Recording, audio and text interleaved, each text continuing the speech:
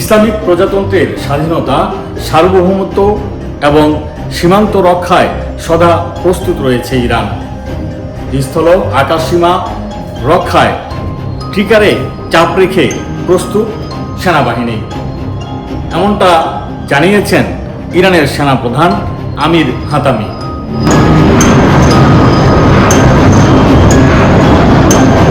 তিনি বলছেন, ইরানের জনগণ তাদের বাহিনীর সাথে রয়েছে। দেশটিকে রক্ষায় সর্বদা জনগণ তাদের পাশে থাকবে।